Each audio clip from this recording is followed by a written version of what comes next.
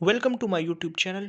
आज हम डिस्कस करेंगे द लाइफ ऑफ गैलीलियो, जिसको लिखा है बर्टोल्ट ब्रेक्ट ने। तो इस वीडियो में हम डिस्कस करेंगे बर्टोल्ट ब्रेक्ट के बारे में। फिर हम इस प्ले के बैकग्राउंड के बारे में डिस्कस करेंगे कि इस प्ले के लिखने के पीछे राइटर का क्या मकसद था। फिर हम कैरेक्टर्स एनालिसिस एंड समरी को डिस्कस करेंगे। चलिए शुरू करते हैं। बर्टोल्ट ब्रेक्ट जो थे तो वो एक मॉडर्निस्ट राइटर हैं। वो जर्मनी में पैदा हुए थे। वो एक थिएटर प्रैक्टिशनर, प्लेराइट और पोएट थे। बर्टोल्ट ब्रेक्ट ने एपिक थिएटर को इंट्रोड्यूस किया और उसके एक मेन सपोर्टर रहे। एपिक थिएटर जो था तो वो जो ट्रेडिशनल थिएटर्स थे जो कि एरिस्टोटल्स के आइडियल्स पे चल रहे थे उनसे डिफरेंट था। यानी कि नेचुरलिस्टिक थिएटर्स जो थे उसमें इमोशंस पे ज़्यादा फोकस किया जाता था और इस बात पे जोर दिया जाता था कि ऑडियंस जो है वो कैरेक्टर्स के साथ अपने आप को अटैच करे, अपने आप को एसोसिएट करे। बर्टोल्ट ब्रेक्ट का यह मानना था कि ऑडियंस को कैरेक्टर के साथ अपने आप को अटैच नहीं करना चाहिए, बल्कि उनकी नज़र में थिएटर जो है वो आवाम को एजुकेट करने का एक तरीका है। तो इसलिए उन्होंने एपिक थिएटर को बहुत ज़्यादा प्रमोट किया। He wanted to make audience think intellectually and not emotionally. They should not associate themselves with the actors. यानी कि बर्टोल्ट ब्रेक्ट जो थे वो थिएटर में ऑडियंस को एजुकेट करना चाहते थे। वो ये चाहते थे कि ऑडियंस जो है तो वो इंटेलेक्चुअली और क्रिटिकली एक बात पे सोचे, वो जो है इमोशनली अपने आप को इंडल्ज ना करे। वो इस बात के खिलाफ थे कि ऑडियंस जो है तो वो सिर्फ इंजॉय करे, बल्कि इंजॉयमेंट के बजाय उन्हें कुछ सबक हासिल करना चाहिए। He said art is not a mirror with which to reflect reality but a hammer with which to shape it। यानी उनका यह मानना था कि आर्ट जो है वो एक टूल है जिसकी मदद से हम रियलिटी को चेंज कर सकते हैं, हम एक चेंज ला सकते हैं माशरे में। He wanted to address the contemporary issues in his plays, therefore he modified epic theater by inventing methods such as Wolfram effect। तो उन्होंने एपिक थिएटर को भी मॉडिफाई किया और उन्होंने डिफरेंट इफेक्ट्स प्रोड्यूस किए, जिसमें एक इफेक्ट है वर्फ्रमडोंग्स इफेक्ट। तो ये एक जर्मन वर्ड है। वर्फ्रमडोंग्स इफेक्ट को इंग्लिश में स्ट्रेंजमेंट इफेक्ट या डिस्टेंसिंग इफेक्ट कहते हैं। कुछ लोग इसको एलियनेशन इफेक्ट भी कहते हैं, लेकिन एलियनेशन इफेक्ट की जो ट्रांसलेशन है तो वो सुटेबल नहीं है। अब स्ट्रेंजमेंट इफेक्ट या डिस्टेंसिंग इफेक्ट का मतलब ये है कि ऑडियंस को किसी न किसी तरीके से ये एहसास दिलाया जाए कि वो थिएटर में मौजूद है और वो एक प्ले देख रहे हैं, ना कि वो किसी रियल चीज़ को ऑब्ज़र्व कर रहे हैं। तो इस पर्पस को अचीव करने के लिए बर्टोल्ट ब्रेक्ट ने डिफरेंट टेक्निक्स यूज़ किए, जैसे कि वो प्लेस में म्यूज़िक को यूज़ करते थे, जिसकी वजह से वो ऑडियंस को ये एहसास दिलाते थे कि वो जो है तो वो एक प्ले को देख रहे हैं। चलिए अब हम इस प्ले का बैकग्राउंड स्टडी करते हैं कि इस प्ले को लिखने के पीछे बर्टोल्ट ब्रेक्ट का क्या मकसद था। जो मेन आइडिया इस प्ले का है वो है रिलीजन वर्सेस साइंस। यानी कि इस प्ले में हमें मज़हब और साइंस का क्लैश दिखता है। तो यूरोप में यह ख्याल किया जाता था कि जो सन है, स्टार्स है और डिफरेंट प्लैनेट्स हैं, ये अर्थ के अराउंड रिवॉल्व करते हैं फिक्स्ड सर्कुलर पाथ्स में। फॉर एग्जांपल ये हमारे पास अर्थ है, तो जो सन है तो वो एक फिक्स पाथ में अर्थ के गिर्द रिवॉल्व करता है, ठीक है। और जो डिफरेंट प्लैनेट्स है तो वो भी अपने अपने फिक्स पाथ में अर्थ के गिर्द रिवॉल्व करते हैं और इस तरह ये अपने अपने स्फेयर्स बनाते हैं। और ये तमाम के तमाम स्फेयर जो है तो अर्थ के गिर्द रिवॉल्व करते हैं और अर्थ जो है तो ये हमारे पास यूनिवर्स का सेंटर है। तो ये बेसिकली ये ओपिनियन जो कॉमन लोग थे यूरोप के वो भी इस पे यकीन रखते थे। इसके अलावा जो चर्च था, चर्च भी इस ओपिनियन को, इस आइडिया को बहुत प्रमोट करता था और जो भी कोई इसके ख़िलाफ़ बोलता था तो उसको फिर सज़ा दी जाती थी। तो इस आइडिया को सबसे ज़्यादा प्रमोट किया था पोटालमी ने। तो पोटालमी एक एलेक्जेंड्रियन साइंटिस्ट था और मैथमेटिशियन था। उसने पोटालमिक सिस्टम को इंट्रोड्यूस किया। यानी उसने ये कहा कि जो हमारे पास अर्थ है ये सेंटर ऑफ यूनिवर्स है और उसने इस थ्योरी को नेम दिया जियोसेंट्रिक सिस्टम या पोटालमिक सिस्टम। और इस सिस्टम को चर्च ने भी अडॉप्ट किया और तकरीबन 2000 साल तक लोग जो है तो वो इस सिस्टम पे यकीन करते रहे। फिर हमारे पास एक साइंटिस्ट आते हैं कोपरनिकस, निकोलस कोपरनिकस 1543 में कोपरनिकन सिस्टम को इंट्रोड्यूस करते हैं। अब ये सिस्टम जो था तो ये पोटालमिक सिस्टम से एक्यूरेट था और इस सिस्टम में यह बताया गया था कि अर्थ जो है तो ये स्टैटिक नहीं है बल्कि सन हमारे पास स्टैटिक है। अर्थ और डिफरेंट प्लैनेट्स जो है तो वो सन के अराउंड रिवॉल्व करते हैं। तो जब इस सिस्टम की मदद से डिफरेंट कैलकुलेशंस की गई तो उसका रिजल्ट जो था तो वो एक्यूरेट आया। लेकिन चर्च जो था वो इस सिस्टम को एक्सेप्ट करने के लिए तैयार ना था, क्योंकि चर्च के अकॉर्डिंग जो था ये रिलीजन के अगेंस्ट था। उनके मुताबिक बाइबल में ये बात कही गई थी कि अर्थ जो है तो ये स्टैटिक है और ये मूवमेंट नहीं करती। तो इस वजह से 1616 में चर्च ने कोपरनिकन की टीचिंग्स को और उसकी थ्योरीज को वो बैन कर दिया। तो ये प्ले भी इसी डिस्कशन के अराउंड रिवॉल्व करती है। तो इस प्ले में भी कोपरनिकन सिस्टम के बारे में बात होती है और गैलीलियो जो है तो वो कोपरनिकन सिस्टम को सपोर्ट करता है। अब हम इस प्ले के कैरेक्टर्स के बारे में थोड़ा सा डिस्कस कर लेते हैं। तो हमारे पास जो मेन कैरेक्टर है वो है एक इटालियन साइंटिस्ट गैलीलियो गैलीलाई। फिर हमारे पास है एंड्रिया और मिसेस सारथी। तो मिसेस सारथी जो थी तो वो गैलीलियो की मेड थी।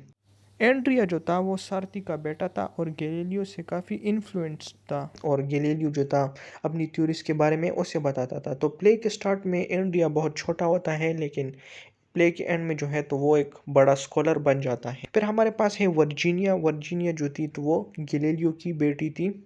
फिर है लुडविको मार्सेली। तो लुडविको मार्सेली जो था तो ये एक एरिस्टोक्रेट था और एक लैंड ओनर था। इसकी इंगेजमेंट जो है तो वो गैलीलियो की डॉटर वर्जीनिया से हो जाती है, लेकिन वो ये इंगेजमेंट इसलिए तोड़ देता है क्योंकि गैलीलियो जो है तो वो चर्च के ख़िलाफ़ बात करता है। फिर हमारे पास है सारगरीदो जो कि गैलीलियो का फ्रेंड होता है। द लिटिल मॉन्क जो है तो ये गैलीलियो का स्टूडेंट था। फेडरजोनी जो था तो ये गैलीलियो के लिए ग्लासेस वगैरह बनाता है, यानी कि जब गैलीलियो टेलीस्कोप बनाता है तो उसकी जो ग्लासेस है तो वो फेडरजोनी बनाता है। फिर हमारे पास है कार्डिनल बार्बरीनी जो कि बाद में पॉप बन जाते हैं। अब कार्डिनल जो है तो ये चर्च में एक रैंक है, जिस तरह के हमारे पास पॉप होता है, बिशप होता है, तो इस तरह कार्डिनल भी एक रैंक है। इस प्ले का जो ओपनिंग सीन है तो वो 1609 में इटली में है, रिपब्लिक ऑफ वेनिस, जहाँ गैलीलियो जो है यूनिवर्सिटी ऑफ पैडुआ में लेक्चरर हैं मैथमेटिक्स के। तो चलिए अब इसकी डिटेल एनालिसिस और समरी को डिस्कस करते हैं।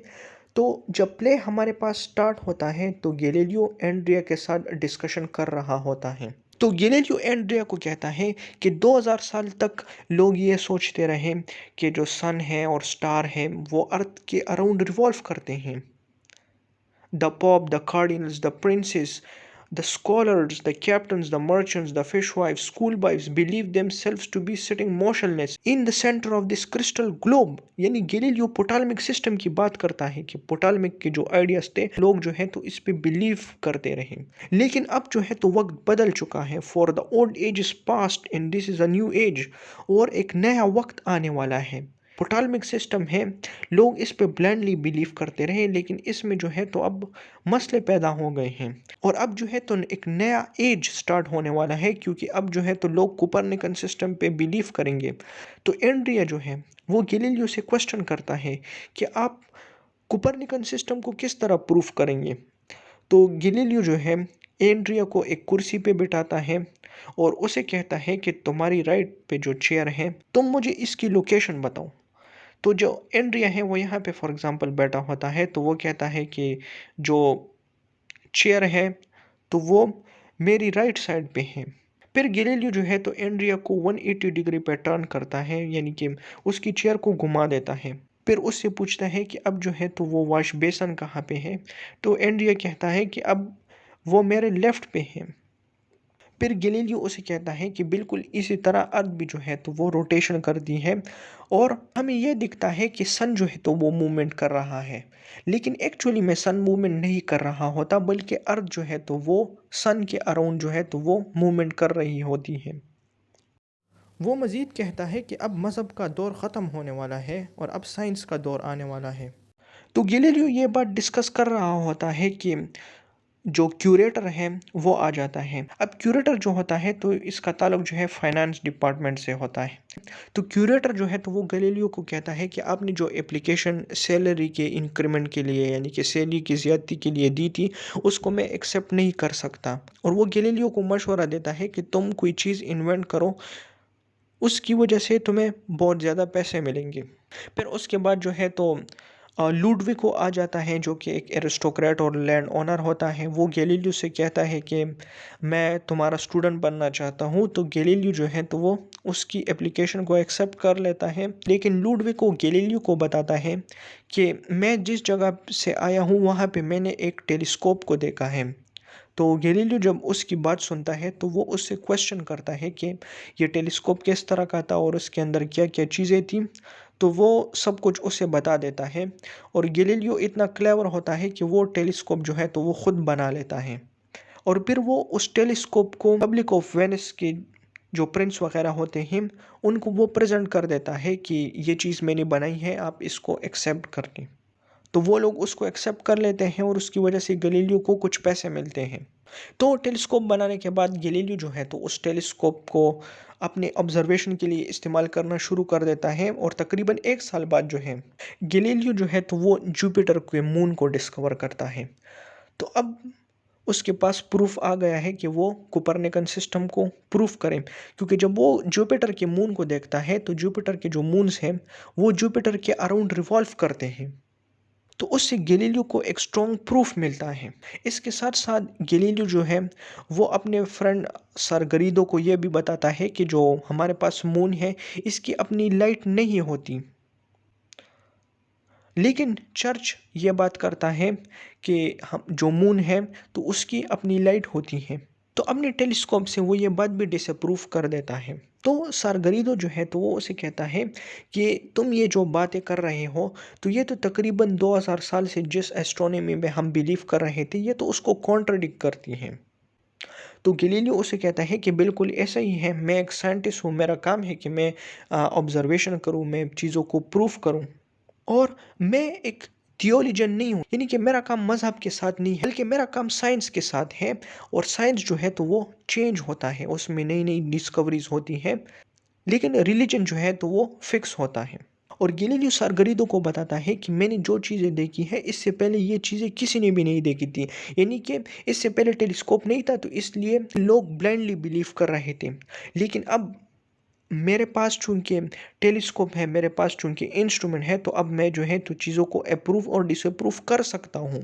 फिर क्यूरेटर जो है तो वो गुस्से में गैलीलियो के पास आता है और उसे कहता है कि तुमने जो टेलीस्कोप हमें बेचा था तो एक कार्गो आई है डच से और वो जो है तो बहुत सस्ते उन टेलीस्कोप को बेच रही है। जुपिटर के मून्स डिस्कवर करने के बाद गैलीलियो ये प्लान बनाता है कि वो अपनी ऑब्जर्वेशन जो है तो वो फ्लोरेंस के जो ड्यूक हैं उसको प्रेजेंट करें। तो इसलिए वो जाता है फ्लोरेंस में। गैलीलियो फ्लोरेंस में वहाँ के ड्यूक कोसिमो डे मेडिची से मिलता है जो कि एक यंग लड़का होता है। उसके साथ एक चिम्बरलेन होता है जो कि उसे मशवरा देता है, उसे गाइड करता है, और 2 लेडीज़ होती हैं। तो गैलीलियो बार बार उन्हें कहता है कि प्लीज़ आप मेरे टेलीस्कोप के ज़रिए जुपिटर्स के मून वगैरह को ऑब्ज़र्व करें और मेरे इस क्लेम को जो है तो आप अप्रूव करें। लेकिन इंसिस्ट करने के बावजूद वो लोग जो है तो गैलीलियो के टेलीस्कोप को यूज़ नहीं करते।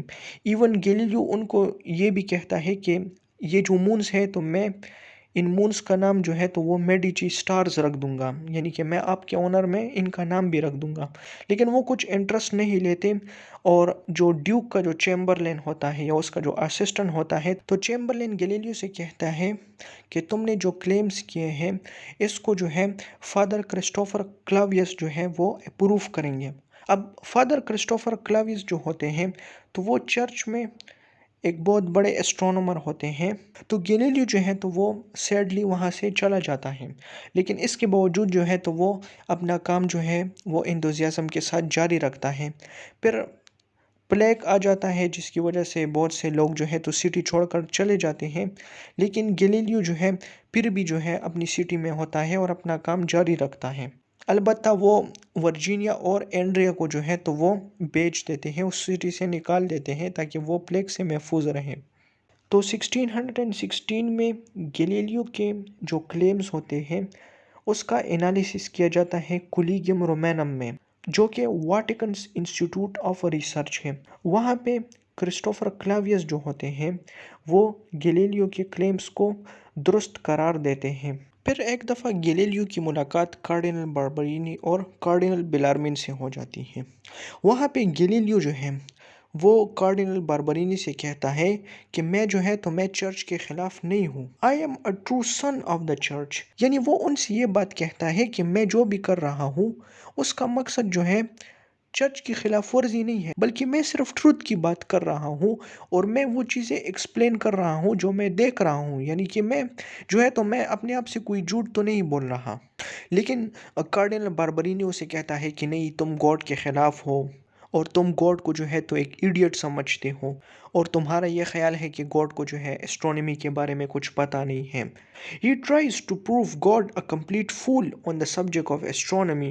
Do you mean that God did not study astronomy sufficiently before he inducted the Holy Scripture, my dear friend? यानी वो ये कहता है कि जो होली स्क्रिप्चर में जो गॉड ने लिखा है, तो क्या तुम ये कहते हो कि वो गलत है? क्योंकि गॉड ने जो है तो होली बुक्स में ये लिखा है, तो मतलब गॉड को इस बारे में पता है। और फिर कार्डिनल बिलार्मिन भी बीच में कूद पड़ता है। वो कहता है कि देखिए, गॉड जो है तो इसने इस यूनिवर्स को बनाया है और उसे सबसे ज़्यादा इसके बारे में पता है। लेकिन गैलीलियो जो है उन्हें कहता है कि देखिए, आप तो ठीक कह रहे हैं, लेकिन बाइबल को जो है तो वो इंटरप्रेट किया है लोगों ने और लोग जो है तो वो गलती कर सकते हैं। But gentleman, man can misinterpret not only the movement of stars but the Bible too. यानी यहाँ पे राइटर बर्टोल ब्रेक्ट ये मैसेज दे रहे हैं कि रिलीजन और साइंस जो है तो वो अलग अलग हैं, क्योंकि रिलीजन को वो लोग इंटरप्रेट करते हैं जिनको साइंस के बारे में इतना पता नहीं होता और वो गलती कर सकते हैं इंटरप्रिटेशन में। तो इसलिए हमें इस तरह की चीज़ों को अवॉइड करना चाहिए। चर्च में एक ऑफिस होता है जिसे ऑफिस ऑफ इंक्विजिशन कहते हैं। अब इंक्विजिशन का काम यह होता है कि चर्च के खिलाफ अगर कोई बात करता है तो उसे सज़ा देता है। तो वहाँ पे उनका सेक्रेटरी आता है और वो गैलीलियो को वार्न करता है कि तुम जो है कोपरनिकन सिस्टम के फेवर में बात नहीं करोगे और आज से हम कोपरनिकन सिस्टम को बैन कर रहे हैं। तो गैलीलियो जो है तो उनकी बात सुनने के बाद जो है तो वो खामोश रहता है और तकरीबन 8 साल तक गैलीलियो जो है वो कोपरनिकन सिस्टम के बारे में कोई बात नहीं करता। लेकिन फिर जो है तो जो ओल्ड पोप होते हैं उनकी डेथ हो जाती है और कार्डिनल बार्बरीनी जो है वो न्यू पोप बन जाते हैं।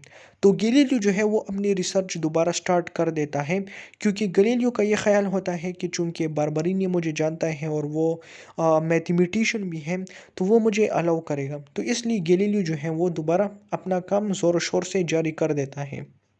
इसी दौरान लुडोविको जो है तो वो गैलीलियो के घर आता है और उसे कहता है कि तुम जो है दोबारा ये काम शुरू नहीं करोगे, तुम चर्च के खिलाफ नहीं बोलोगे।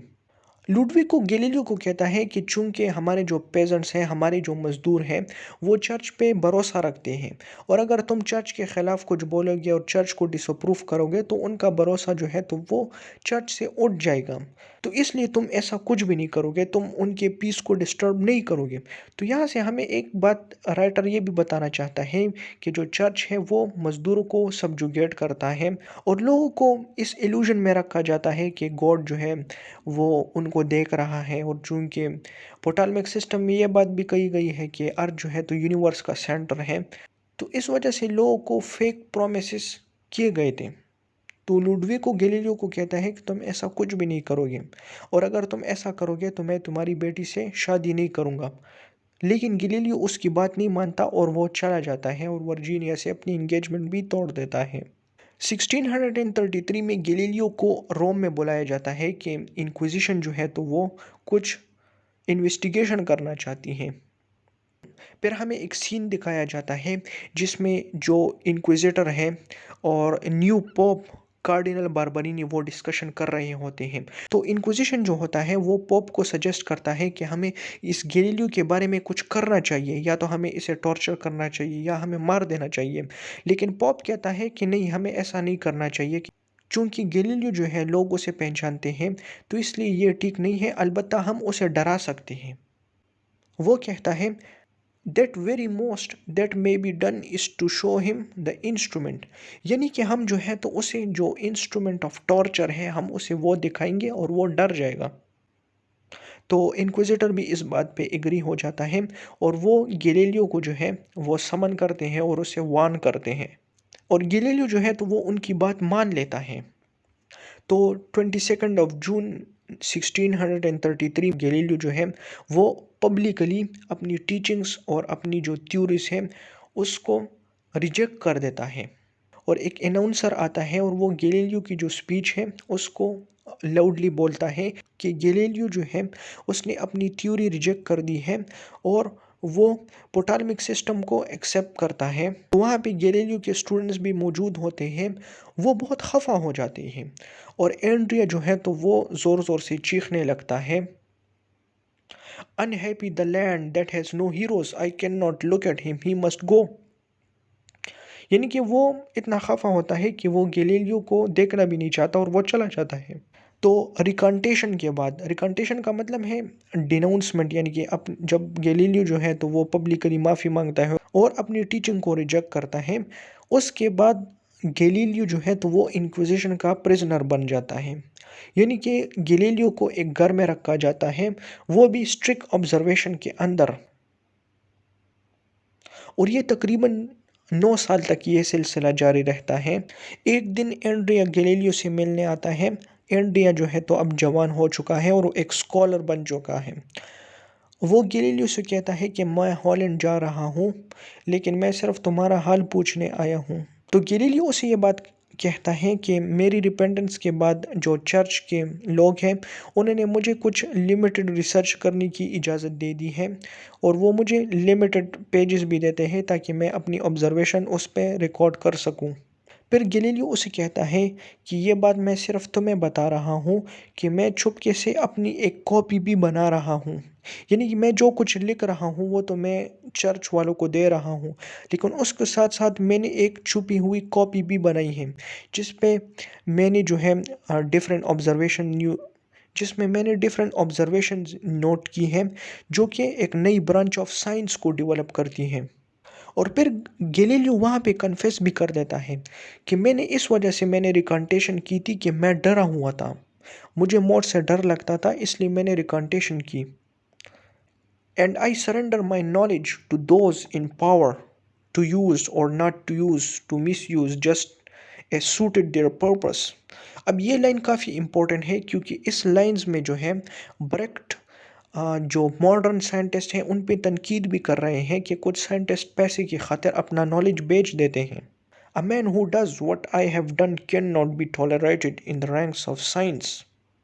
तो यहाँ पे सिंपली वो उन लोगों को क्रिटिसाइज़ कर रहे हैं कि जो कि ऐसा काम करते हैं, जो अथॉरिटीज़ की डर की वजह से अपना सब कुछ उन्हें दे देते हैं, और या अपने फ़ायदे के लिए अपनी जो नॉलेज है तो वो किसी ग्रुप को हैंड ओवर कर देते हैं। तो गैलीलियो जो है तो वो अपनी बुक एंड्रिया को देता है और एंड्रिया को कहता है कि इसे अपनी कोट में छुपा कर ले जाओ, और एंड्रिया जो है तो उसे बॉर्डर के अक्रॉस ले जाने में कामयाब हो जाता है, और 1937 में गैलीलियो की बुक जो है तो वो इटालियन बॉर्डर क्रॉस कर देती है, और इसी के साथ साथ प्ले का जो है एंड हो जाता है। काइंडली इस वीडियो को लाइक करें, चैनल को सब्सक्राइब करें क्योंकि इस वीडियो को बनाने में बहुत मेहनत लगी है। अगर आपका फिर भी कोई क्वेश्चन है तो आप कमेंट में पूछ सकते हैं। Thank you.